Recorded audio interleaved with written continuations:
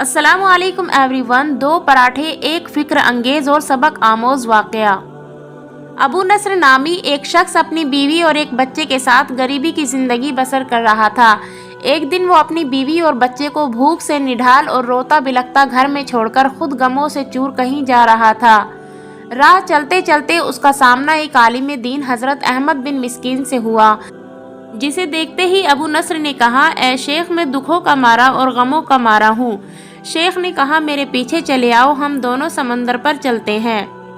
سمندر پر پہنچ کر شیخ صاحب نے اسے 2 رکعت نفل نماز پڑھنے کو کہا۔ نماز پوری ہو چکی تو اسے ایک جال دیتے ہوئے کہا، اسے بسم اللہ پڑھ کر سمندر پر پھینک دو۔ جال میں پہلی بار میں ہی بڑی عظیم مچھلی پھنس کر باہر آ گئی۔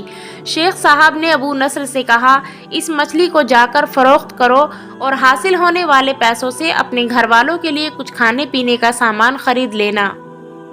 ابو نصر نے شہر جا کر مچھلی فروخت کی۔ حاصل ہونے والے پیسوں سے ایک قیمے والا اور ایک میٹھا پراٹھا خریدا اور سیدھا شیخ احمد بن مسکین کے پاس گیا اور کہا کہ حضرت، ان پراٹھوں میں سے کچھ قبول کیجیے۔ شیخ صاحب نے کہا، اگر تم نے اپنے کھانے کے لیے جال پھینکا ہوتا تو کسی مچھلی نے نہیں پھنسنا تھا، اور میں نے تمہارے ساتھ نیکی گویا اپنی بھلائی کے لیے کی تھی، نہ کہ کسی مزدوری کے لیے۔ تم یہ پراٹھے لے کر جاؤ اور اپنے گھر والوں کو کھلاؤ۔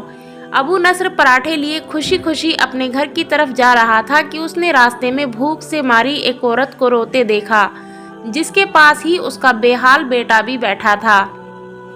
ابو نصر نے اپنے ہاتھوں میں پکڑے ہوئے پراٹھوں کو دیکھا اور اپنے آپ سے کہا کہ اس عورت اور اس کے بچے اور میری بیوی اور میرے بچے میں کیا فرق ہے؟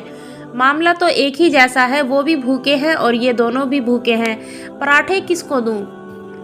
عورت کی آنکھوں کی طرف دیکھا تو اس کے بہتے آنسو نہیں دیکھ سکا اور اپنا سر جھکا لیا۔ پراٹھے عورت کی طرف بڑھاتے ہوئے کہا، یہ لو، خود بھی کھاؤ اور اپنے بیٹے کو بھی کھلاؤ۔ عورت کے چہرے پر خوشی اور اس کے بیٹے کے چہرے پر مسکراہٹ پھیل گئی۔ ابو نصر غمگین دل لیے واپس اپنے گھر کی طرف یہ سوچتے ہوئے چل دیا کہ اپنے بھوکے بیوی بیٹے کا سامنا کیسے کرے گا۔ گھر جاتے ہوئے راستے میں اس نے ایک اعلان کرنے والا دیکھا جو کہہ رہا ہے، کوئی ہے جو ابو نصر سے مجھے ملا دے؟ لوگوں نے اس سے کہا، یہ دیکھو، یہی تو ہے ابو نصر۔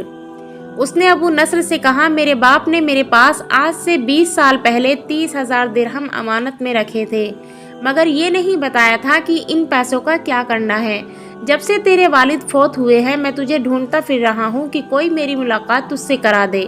آج میں نے تمہیں پا ہی لیا، یہ لو 30,000 درہم، یہ تیرے باپ کا مال ہے۔ ابو نصر کہتا ہے، میں بیٹھے بٹھائے امیر ہو گیا، میرے کئی گھر بنے اور میرا کاروبار پھیلتا چلا گیا۔ میں نے کبھی بھی اللہ کے نام پر دینے میں کنجوسی نہیں کی، ایک ہی بار میں شکرانے کے طور پر 1000 درہم صدقہ دے دیا کرتا تھا۔ مجھے اپنے آپ پر رشک آتا تھا کہ اللہ پاک کی فضل و عطا سے کیسے فراخ دلی سے صدقہ اور خیرات کرنے والا بن گیا ہوں۔ ایک بار میں نے خواب دیکھا کہ حساب کتاب کا دن آ پہنچا اور میدان میں ترازو نصب کر دیا گیا ہے۔ اعلان کرنے والے نے آواز دی، ابو نصر کو لایا جائے اور اس کے گناہ اور ثواب تولے جائیں۔ کہتا ہے، پلڑے میں ایک طرف میری نیکیاں اور دوسری طرف میرے گناہ رکھے گئے تو گناہوں کا پلڑا بھاری تھا۔ میں نے پوچھا، آخر کہاں گئے میرے صدقات جو میں اللہ کی راہ میں دیتا رہتا تھا؟ تولنے والوں نے میرے صدقات نیکیوں کے پلڑے میں رکھ دیے۔ ہر 1000 درہم کے صدقے کے نیچے نفس کی شہوت، میری خود نمائی کی خواہش اور ریاکاری کا رنگ چڑھا ہوا تھا، جس نے ان صدقات کو روئی سے بھی زیادہ ہلکا کر دیا تھا۔ میرے گناہوں کا پلڑا ابھی بھی بھاری تھا۔ میں رو پڑا اور کہا، ہائے رے، میری نجات کیسے ہوگی؟ اعلان کرنے والے نے میری بات کو سنا تو پھر پوچھا، ہے کوئی باقی اس کا عمل تو لے آؤ۔ میں نے سنا کہ ایک فرشتہ کہہ رہا تھا، ہاں، اس کے دیے ہوئے 2 پراٹھے ہیں جو ابھی تک میزان میں نہیں رکھے گئے۔ وہ 2 پراٹھے ترازو پر رکھے گئے تو نیکیوں کا پلڑا اٹھا ضرور، مگر نہ تو برابر تھا اور نہ ہی زیادہ۔ اعلان کرنے والے نے پھر سے پوچھا، ہے اس کا کوئی عمل؟ فرشتے نے جواب دیا، ہاں، اس کے لیے ابھی کچھ باقی ہے۔ اعلان کرنے والے نے پوچھا، وہ کیا؟ کہا، اس عورت کے آنسو جسے اس نے اپنے 2 پراٹھے دیے تھے۔ عورت کے آنسو نیکیوں کے پلڑے میں ڈالے گئے، جن کے پہاڑ جیسے وزن نے ترازو کے نیکیوں والے پلڑے کو گناہوں کے پلڑے کے برابر لا کر کھڑا کر دیا۔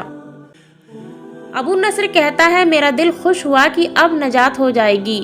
اعلان کرنے والے نے پوچھا ہے کوئی اور باقی عمل اس کا؟ فرشتے نے کہا ہاں، ابھی اس بچے کی مسکراہٹ کو پلڑے میں رکھنا باقی ہے جو پراٹھے لیتے ہوئے اس کے چہرے پر آئی تھی۔ مسکراہٹ کو پلڑے میں رکھی گئی نیکیوں والا پلڑا بھاری سے بھاری ہوتا چلا گیا۔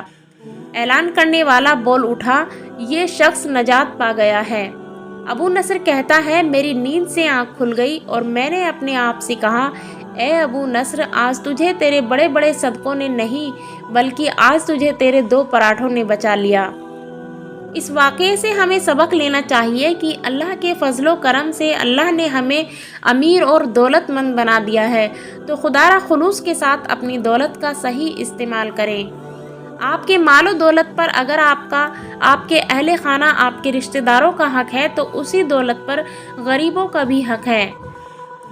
لہٰذا بغیر شہرت اور ناموری اور بغیر سیلفی کے حقدار کو اس کا حق دیں تاکہ کسی کی عزت نفس مجروح نہ ہو اور رب کی بارگاہ میں یہ نیکی مقبول ہو۔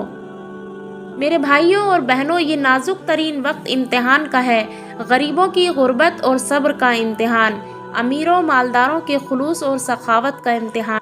آخر میں ایک چھوٹی سی ریکویسٹ ہے کہ اس ویڈیو کو دوسروں تک شیئر ضرور کر دیں تاکہ کوئی اور بھی اس کا فائدہ اٹھا سکے۔ ویڈیو اگر آپ کو اچھی لگے تو please like, share and comment ضرور کیجیے گا، اور اگر آپ ہمارے چینل پر نیو ہیں تو پلیز ہمارے چینل کو سبسکرائب کیجیے۔